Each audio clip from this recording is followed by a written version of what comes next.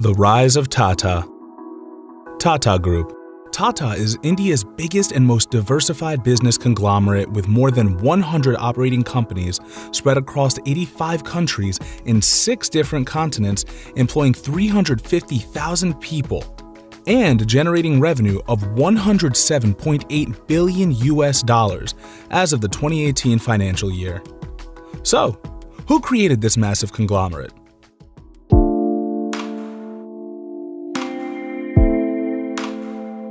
It all began over 150 years ago when India was still under the brutal and oppressive British occupation. Indian textile industry has been considered one of the finest textile industries in the world since ancient times. The Romans did business with India and apparently gave equal number of gold coins to Indians in exchange with the weight of Indian textiles. Imposition of taxes, banning of Indian textiles in other markets, and physical abuse of Indian weavers by the British caused the death of Indian small-scale textile industries. The entire economy of India under the British Raj started dwindling from 32% in the 1850s to nearly 2% in 1947 when India got her independence. Out of all the mayhem, a man named Jamsetji Tata emerged, determined to establish his business. Jamsetji's entrepreneurial career began, in the words of J.R.D. Tata, when the colonial rule was at its peak. The Indian Mutiny of 1857 was but 2 years past when Jamsetji joined the small firm that his father, a merchant and banker, ran. He had just turned 20 years old. Jamsetji Tata laid the foundations of the Tata Group when he started a private trading firm in 1868. In 1874, he set up the Central India Spinning, Weaving and Manufacturing Company Limited, and thus marked the group's entry into textiles. From about 1880 to his death in 1904, Jamsetji was consumed by what has to be the 3 great ideas of his life: setting up an iron and steel company, generating hydroelectric power, and creating a world-class educational institution that would tutor Indians in the sciences.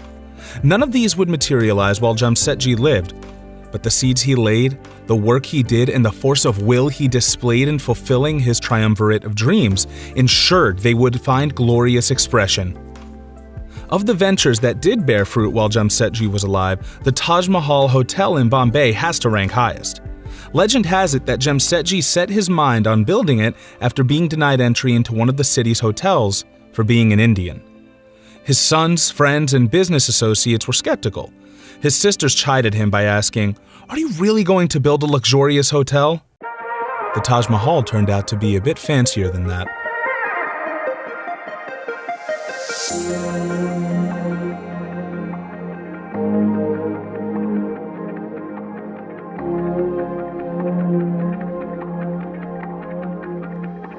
In 1902, the Indian Hotels Company was incorporated to set up the Taj Mahal Palace and Tower, India's first luxury hotel, which opened in 1903. Soaked in luxury, it was the first building in Bombay in 1903 to use electricity, and the first hotel in the country to have American fans, German elevators, Turkish baths, English butlers, and a whole lot of other innovative delights.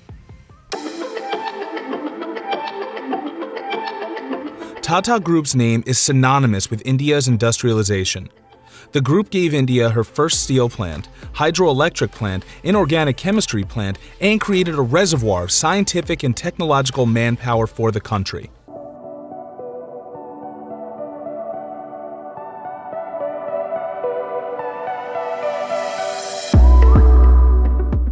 J.R.D. Tata takes over as the group's chairman after his father passes away in 1904. Through his endeavors in setting up Tata Steel and Tata Power, this elder son of Jamsetji Tata was instrumental in transforming his father's grand vision into reality. J.R.D. Tata, chairman of the Tata Group, pioneered civil aviation on the subcontinent in 1932 by launching the airline now known as Air India. That was the first of many path-breaking achievements that J.R.D., who guided the destiny of the group for more than half a century, came to be remembered for. After India's independence in 1947, then Prime Minister of India, Nehru, who was a socialist, saw what the Tatas have achieved and decided to nationalize the airline. JRD Tata was deeply distressed by the decision of the government to nationalize the aviation business. Nehru invited Tata to chair the global airline, and he agreed. Tata continued as chairman of Air India till 1978, when his services were unceremoniously terminated by then Prime Minister of India, Desai. In 1968, Tata Consultancy Services, known as TCS, India's first software services company, was established as a division of Tata Sons. The group then goes on to create several such divisions like Tata McGraw-Hill Publishing Company in 1970 and Titan Industries to manufacture watches in 1984. Tata continued to expand under the leadership of Ratan Tata, who took over the Tata Group in 1971. Ratan Tata, who was the great-grandson of Jamsetji Tata, was pivotal in making India's indigenously designed and manufactured car, called Tata Indica, which was launched by Tata Motors in 1998. But it faced stiff competition from Maruti, another indigenous car company which was backed by the Gandhi family since 1970s. Back in 1999, Tata Motors was still a toddler in the passenger vehicle business, with the new and indigenously developed car Indica receiving lukewarm response from the masses. The poor response to its maiden offering drove the company to sell its passenger vehicle division, with Ford showing interest in a buyout. A meeting was then set up at the American automaker's headquarters in Detroit, where Ratan Tata and his team met with some nasty remarks by the American firm. Remarks like, "You do not know anything. Why did you start the passenger car division at all?" Along with, "We will be doing a favor by purchasing your car division." Didn't go down well with Mr. Tata, who eventually chose to not sell the car division away. This meeting did come to a full circle 9 years later in 2008, when Ford was on the verge of bankruptcy, owed to the financial meltdown, and it was Tata Motors that eventually won the bid, acquiring the Jaguar Land Rover brands for $2.3 billion from the American automaker. Ford is selling its Jaguar and Land Rover businesses to India's Tata Motors. The $2.3 billion deal, less than half the price that struggling Ford paid for the two luxury brands, had been in the works for months. Ford bought Jaguar for $2.5 billion in 1989 and Land Rover for $2.7 billion in 2000. But it's been struggling financially and wants to focus on its main brands and pay for its turnaround plan. The buyout was also a saving grace for Ford. Chairman, Mr. Bill Ford, thanked Mr. Tata, saying, "You are doing us a big favor by buying JLR." A classic story of the little guy getting back at the giant, it was indeed Tata's perseverance and hard work that paid off in the success of the Indica in its later years, followed by other products as well. Today, Jaguar Land Rover has been doing exceptionally well globally and is the mainstay of Tata Motors' finances. Tata was on the offensive since the 1999 buyout was called off by Ratan Tata. It went on a buying spree in the foreign markets to effectively counter competition in global markets. In 2000, Tata Tea acquired the Tetley Group, the largest beverage company in the United Kingdom.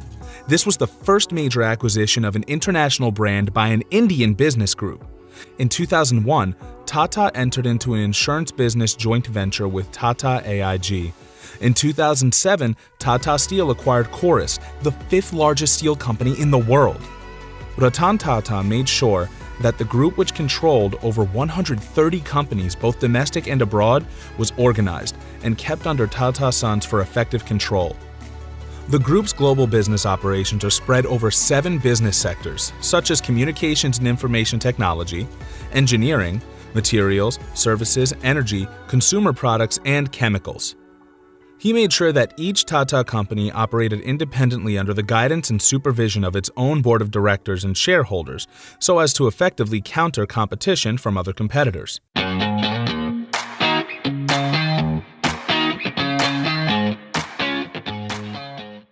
There are 29 publicly listed Tata enterprises with a combined market cap of about $151.62 billion as of March 1, 2018.